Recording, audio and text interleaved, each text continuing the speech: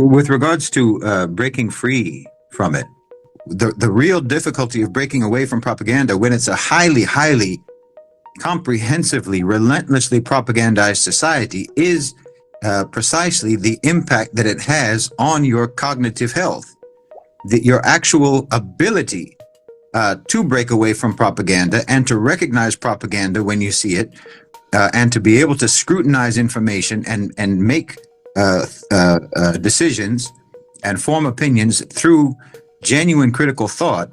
All of those abilities are severely handicapped. They've been severely crippled. And you have in America this so-called mental health crisis. When they say that, when they announce that there's a mental health crisis, you have to understand that they're making a standing ovation at the accomplishment of inflicting a mental health crisis on the population. They're not regretful about that.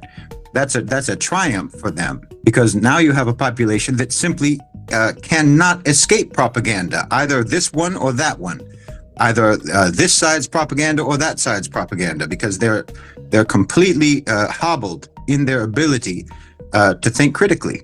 So it becomes very difficult once it's been going on for so long, and it's so relentless, it's so continuous. I mean, without interruption, from literally childhood until death, you are propagandized in the United States. I can't really speak about other places, but I'm intimately familiar with my own country and the society there.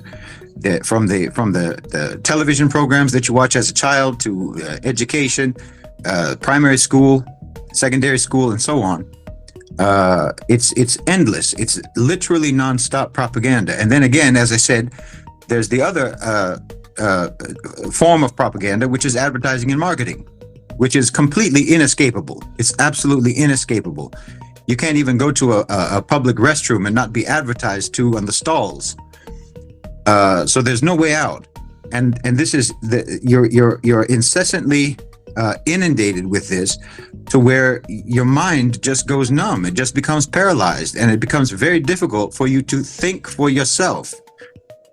So they've created a population that simply doesn't have the skills, that simply doesn't have the capacity to break free from the propaganda, and I think that's the ultimate aim, the ultimate objective. Especially in a so-called democratic society. They have neutralized the population. They've completely neutralized them. They almost don't pose a danger anymore, except to each other. It's a truism about Western power that they only ever will evoke morality and invoke morals and principles for the sake of an immoral thing. This is the only time that they'll talk about morals and principles, is when they're trying to get you to do something immoral. That's the only time that it will come up. You could argue that the education system in the West, in America, the education system is concerned with conformity and obedience, and making sure that you have just enough intelligence to be useful as an obedient servant of the powers that be. The other function of it is to mitigate the danger posed by highly intelligent individuals, highly intelligent pupils. They have to try to find some way to mitigate the risk that you pose to the system, rather than encouraging your intelligence, and rather than encouraging you to rise up, unless of course you already come from the ruling class. If you come from the working class and you're highly intelligent, well, they'll do everything they possibly can to discourage you.